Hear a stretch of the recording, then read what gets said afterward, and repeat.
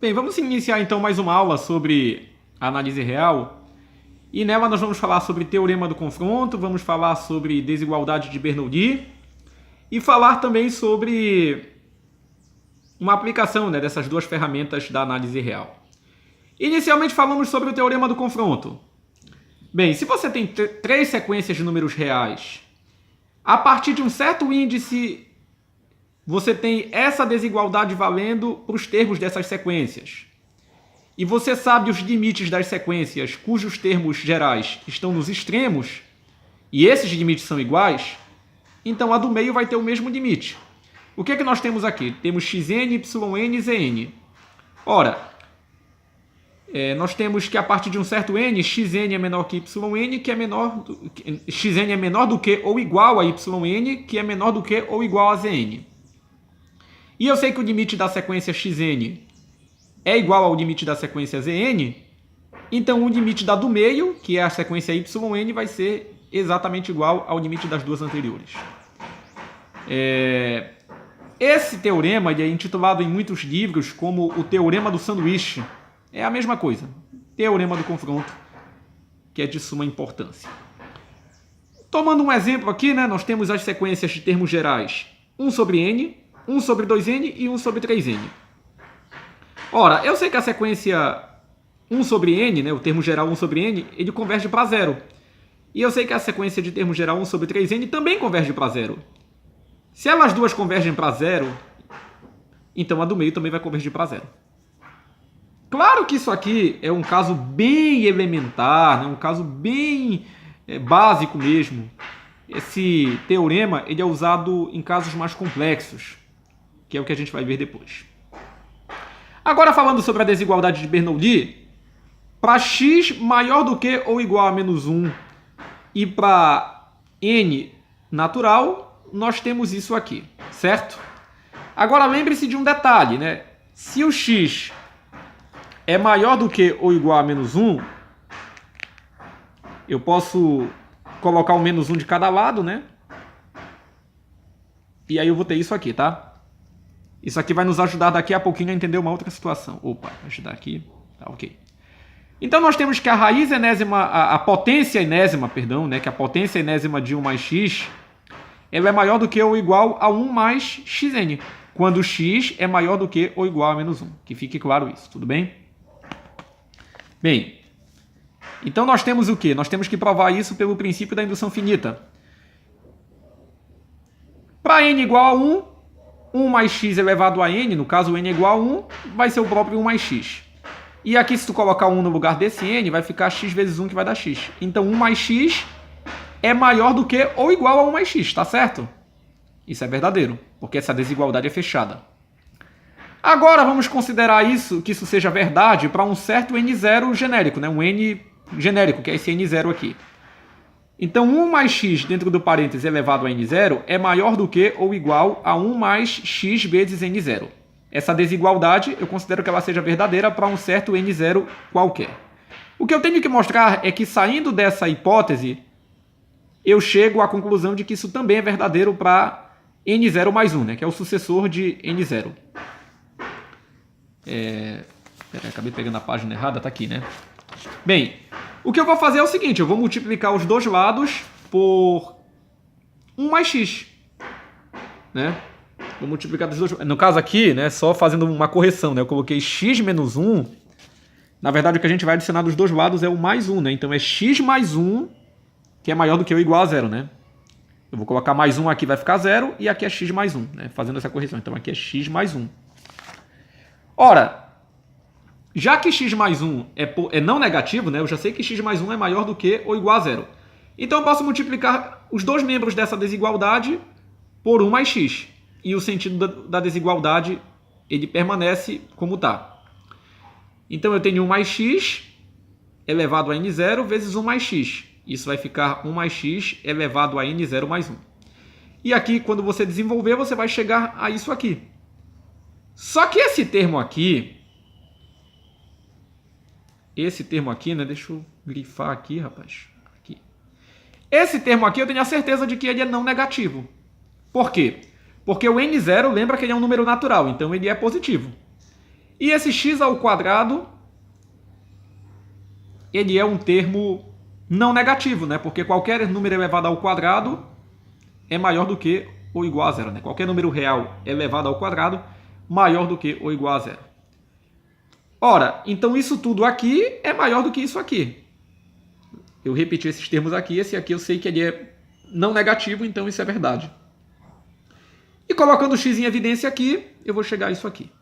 Então eu consegui provar que aquela desigualdade lá do começo, ela é verdadeira para o sucessor do n0, né? Então ela é verdadeira para qualquer número real. Tudo bem? Vamos agora mostrar que a gente pode usar tanto a desigualdade de Bernoulli quanto o teorema do confronto nesse probleminha aqui, né? Mostremos que a sequência de termo geral raiz enésima de A converge para 1, onde o A é maior do que 0. Consideremos inicialmente o caso onde o A é maior do que 1.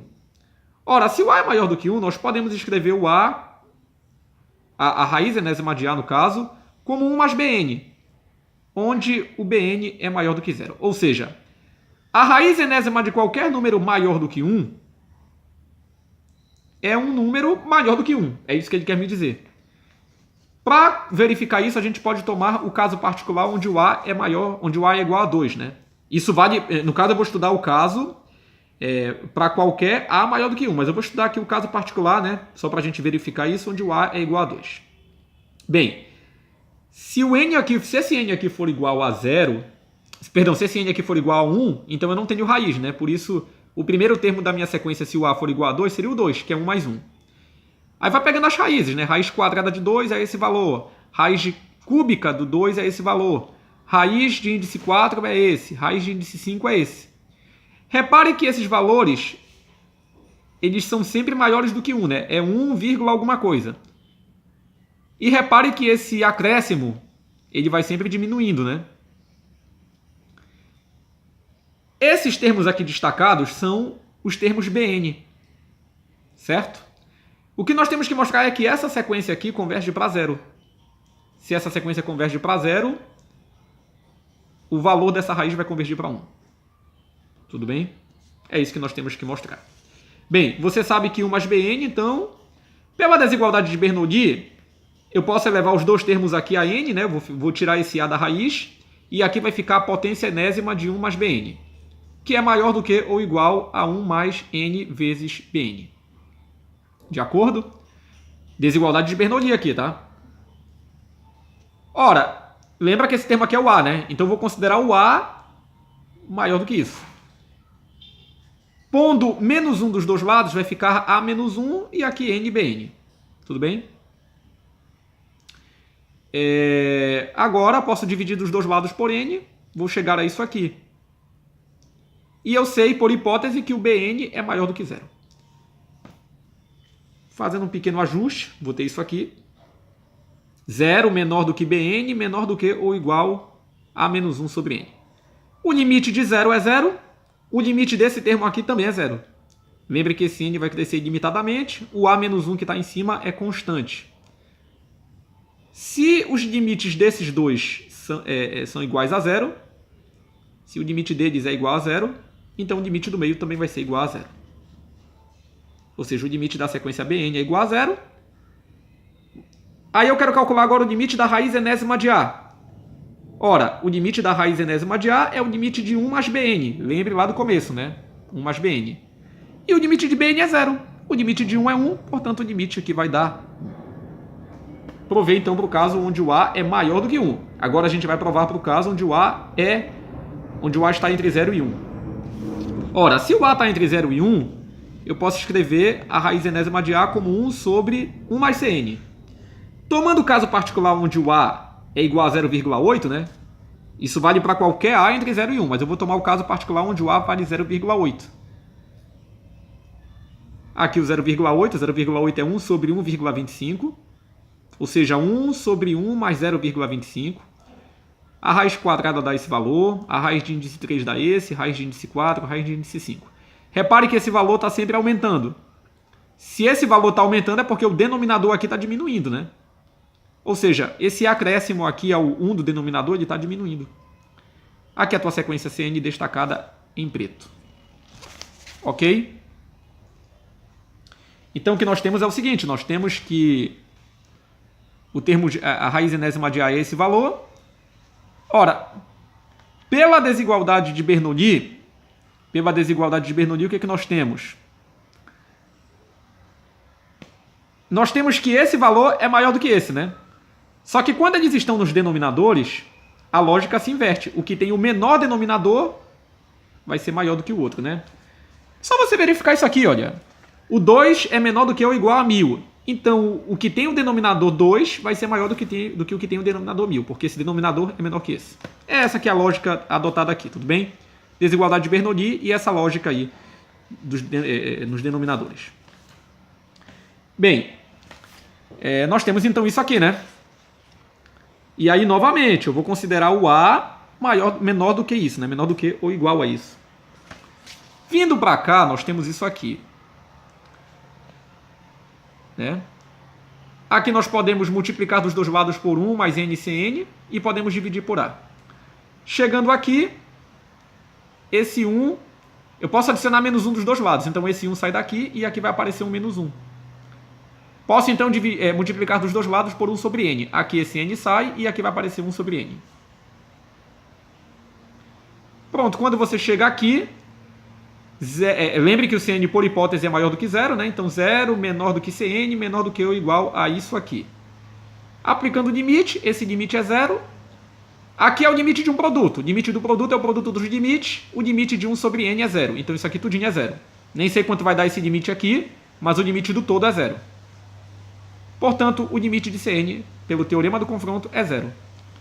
Ora, o limite da raiz enésima de A é o limite disso aqui. Limite de 1 é 1. E aqui vai ficar limite de 1 mais limite de CN. Limite de 1 é 1, o limite de CN é 0. Portanto, o limite disso aqui é igual a 1. E tem um terceiro caso, do qual eu só vou falar brevemente, que é o caso onde o A é igual a 1. Se o A for igual a 1, a raiz quadrada de 1 é 1, a raiz de índice 3 de 1, né, que é raiz cúbica, é 1, a raiz de índice 4 de 1 é 1, ou seja, eu vou ter uma sequência constante, né, uma sequência de termos igual a 1, e portanto o limite da raiz enésima, cujo termo é a raiz enésima, cujo termo geral é a raiz enésima de 1, é o próprio 1. É óbvio, né, isso é uma ideia imediata. Certo? Obrigado.